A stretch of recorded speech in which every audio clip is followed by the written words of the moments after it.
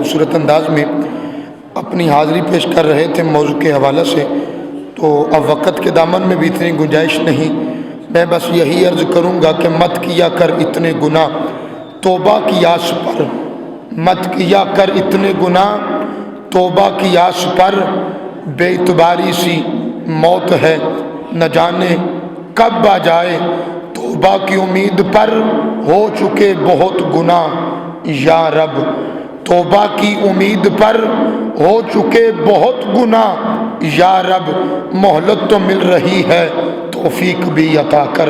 اب آپ کے محبت بھرے نعروں کی گونج میں تشریف لاتے ہیں خطیب اہل سنت پروفیسر علامہ قاری محمد امجد چشتی صاحب، آپ تشریف لاتے ہیں اور قرآن و حدیث کی روشنی میں جو منشیات کے خلاف احادیث مبارکہ ہیں اس پہ روشنی ڈالیں گے جناب پروفیسر امجد چشتی صاحب۔ نعرہ تکبیر، نعرہ رسالت، نعرہ رسالت، نعرہ حیدری، تاجدار ختم نبوت،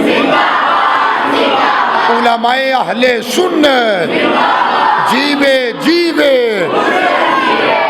عالمی ادارہ تنظیم الاسلام، عالمی ادارہ تنظیم الاسلام۔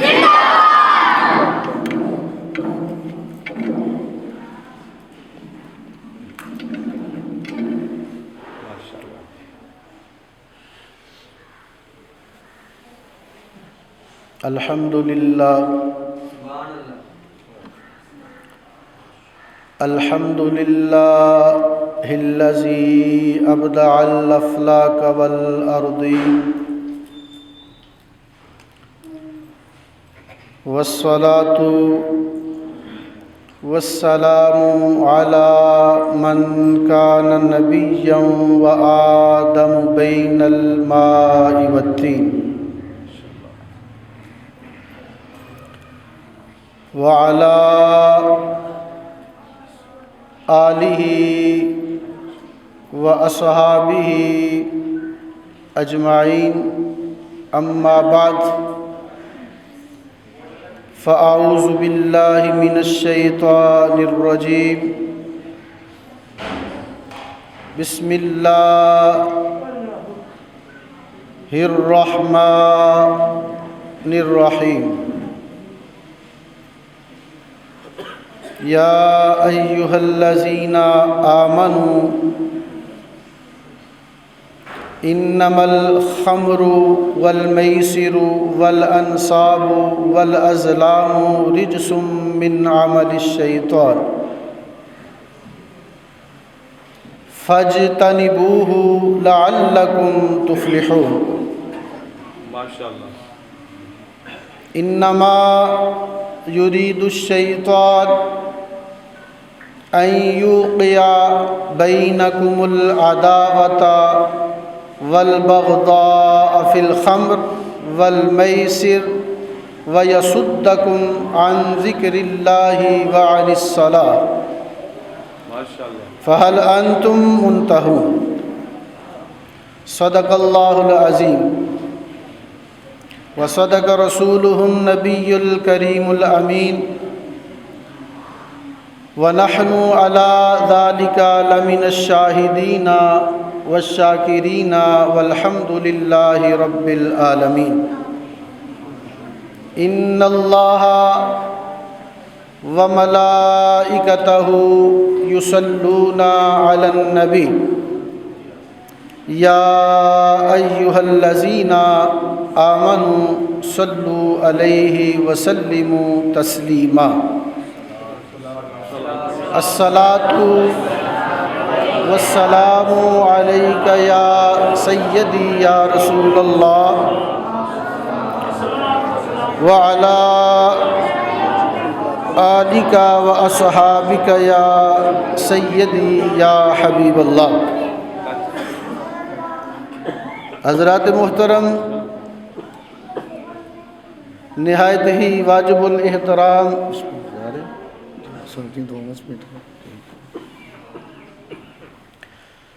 نہایت ہی واجب الاحترام معزز حاضرین و سامعین کرام والائق صدر احتشام، اللہ تبارک و تعالی کا احسان عظیم ہوا جس خالق ارض و سما نے مجھے اس جامعہ مسجد محمدی گجرانوالی میں زیر سایہ میری ہر دل عزیز شخصیت، میرے سینئر اور میرے مسلک کے عظیم پاسبانوں، ترجمان، فیضان ابو البیان کے عظیم سپاہی، عظیم مجاہد، مرد مجاہد، جو ہر اعتبار سے اس بندہ ناچیز سے سینئر بھی ہیں، اعلیٰ بھی ہیں۔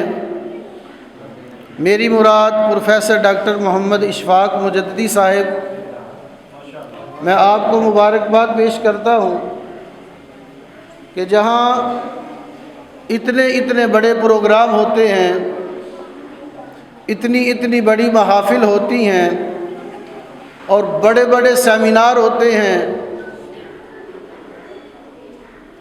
الگ تھلگ جگہوں پہ مختلف ناموں سے سیمینار ہوتے ہیں، تو آپ کو بھی مبارکباد دینا چاہتا ہوں کہ اس مضافاتی علاقہ میں صرف اصلاح معاشرہ کو مد نظر رکھتے ہوئے افراد کی اصلاح کا جو بیڑا انہوں نے اپنے سر اٹھایا ہے، اس کو پایۂ تکمیل تک پہنچانے کے لیے اتنا بڑا منشیات کے خلاف اسلامی سیمینار کا انعقاد کرنا، یہ آپ کے لیے مبارکباد ہے اور حضرت کے لیے بھی یہ بہت بڑی سعادت ہے اور مبارک ہے۔ مجھ سے پہلے ہماری جماعت کے مایہ ناز خطیب، میری جماعت کے محقق ترجمان پروفیسر ڈاکٹر علامہ محمد راشد مجددی صاحب مد ظلہ العالی و مد ظلہ علیہ کا و مد ظلہ علینا بڑے ہی پیارے انداز میں، بڑے ہی احسن انداز میں منشیات کے نقصانات کے بارے میں ارشاد فرما رہے تھے۔ تو حضرات، مختصر سی بات یہ ہے، اللہ تبارک و تعالی کی بارگاہ میں انسان کا بہت بڑا مقام ہے۔ دنیا کی، مرزا صاحب، دنیا کی ساری نعمتوں کو ایک طرف رکھ دیا جائے تو بندے کی جان اور ایمان یہ ساری نعمتوں سے بڑھ کے نعمت ہے۔ جان بھی سب سے بڑی نعمت ہے اور ایمان بھی سب سے بڑی نعمت ہے۔ تو جو چیز اللہ کو محبوب ہے، جو چیز اللہ کو پیاری ہے، اللہ تبارک و تعالی نے اس کی حفاظت کے لیے احکامات بھی اسی طرح کے نازل فرمائے۔ مثال کے طور الحمدللہ ہم مسلمان ہیں اور یہ حکم خاص اللہ نے قرآن کریم میں ایمان والوں کے لیے ارشاد فرمایا ہے۔ ابھی حضرت فرما رہے کہ شراب کی حرمت کے بارے اور منشیات کے بارے میں آپ فرما رہے تھے کہ جو چیز عقل کو موقوف کر دے، جو مخبوط کر دے، جو زائل کر دے، اس سے اللہ تعالیٰ نے منع فرمایا ہے۔ اس سے منع فرمایا ہے ہر وہ چیز جو انسان کے لیے نقصان دہ ہے، جو اس کے لیے نقصان کا باعث بنے، اللہ تبارک و تعالیٰ نے اس سے منع فرما دی ہے۔ اس کی ایک چھوٹی سی مثال قرآن سے ہی دینے کی کوشش کروں گا۔ ویسے تو میرا آنے کا مقصد ایک سامع کی حیثیت سے تھا، میری یہ خواہش تھی کہ میں حضرت کے ملفوظات سے مستفید ہو جاؤں، حضرت کے مواعظ حسنہ سے فیض یاب ہو جاؤں، تو میں کوشش کروں گا کہ آپ کے بھی فیض سے سیراب ہویا جائے۔ تو حضرات، قرآن میں ہے کہ جس چیز سے اللہ منع کرنا چاہتا ہے، جس سے روکنا چاہتا ہے، اس کے لیے وعید بھی اللہ تبارک و تعالیٰ قرآن میں بیان فرماتا ہے۔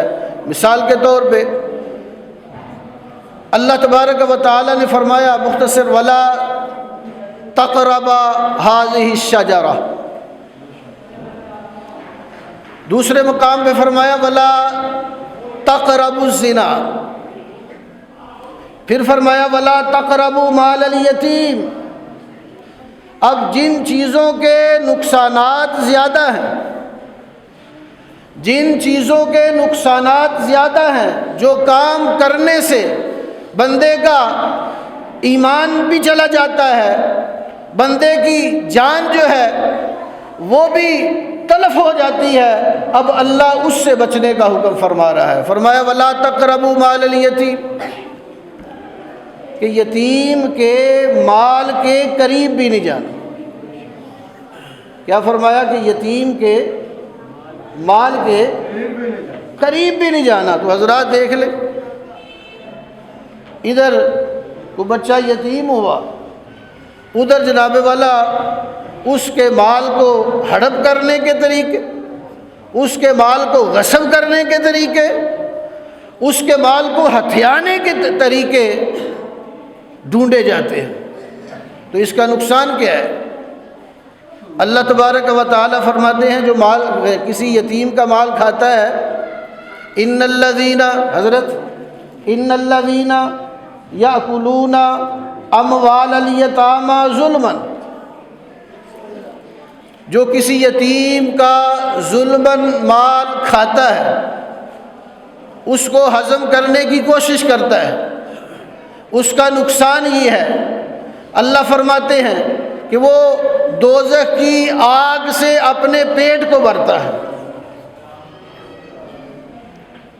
یأکلون فی بطونہم نارا، ارے تو اس یتیم کا مال نہیں کھا رہا، تو دوزخ کی آگ سے اپنے پیٹ کو بھر رہا ہے۔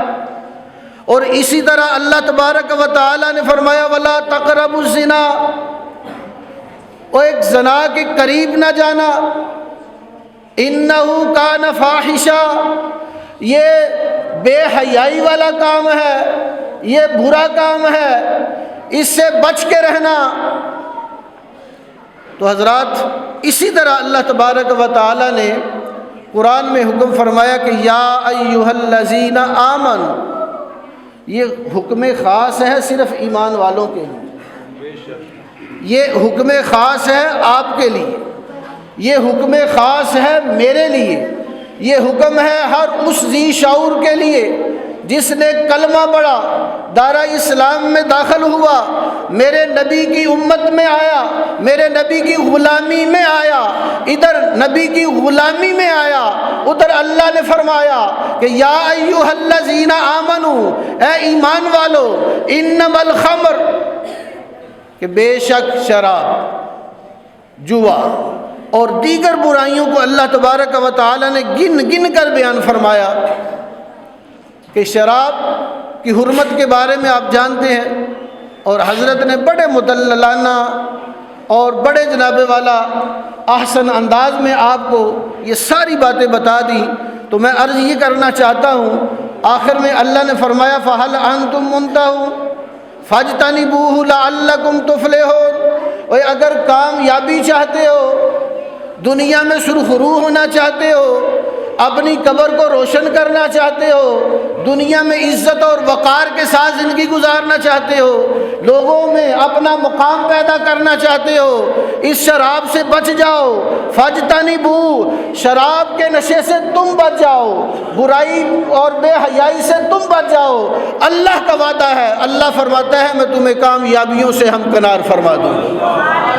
لعلکم تفلحون، شاید کہ تم کامیاب ہو جاؤ، شاید کہ اللہ تعالیٰ تمہیں کامیابی کے وہ عروج پہ اللہ تبارک و تعالیٰ تمہیں پہنچا دے۔ تو حضرات، اللہ تبارک و تعالیٰ نے انسان کو پیدا فرمایا۔ اب انسان کی حیثیت کیا ہے، انسان کا مقام کیا ہے؟ حدیث مبارکہ میں ہے، میرے آقا کا فرمان ہے، حضرت کی موجودگی میں آپ اس کی تائید فرمائیں گے۔ حکم فرمایا گیا کہ کعبۃ اللہ کو گرا دینا، کعبۃ اللہ کو گرا دینا، اور یہ اتنا بڑا گناہ نہیں ہے۔ کعبۃ اللہ کی عظمت اور شان کے بارے میں جانتے ہیں نا آپ، کہ جو ایک نظر کعبۃ اللہ کو دیکھ لیتا ہے، دیکھنے سے اللہ گناہ معاف فرما دیتا ہے۔ پہلی نظر کعبۃ اللہ پہ پڑ جائے، میرے آقا کا فرمان ہے، جو اس کی دعا ہے اللہ اس کی دعا کو قبول فرما لیتا ہے۔ ارے کعبۃ اللہ کا طواف کرنے سے گناہ معاف ہوتے ہیں، 1,00,000 نماز پڑھنے کا ثواب ملتا ہے۔ تو فرمایا اس کعبۃ اللہ کو گرا دینا اتنا بڑا گناہ نہیں ہے جتنا کسی مسلمان کے دل کو دکھا دینا، کسی کے دل کو توڑ دینا۔ فرمایا یہ کعبۃ اللہ سے بھی بڑا گناہ ہے۔ کسی کا دل توڑ دینا، کسی کی دل آزاری کر لینا، کسی کو جناب والا دوسروں کی نظروں میں حقیر کر دینے کی کوشش کرنا، فرمایا یہ کعبۃ اللہ کو گرا دینے سے بھی بڑا جرم ہے۔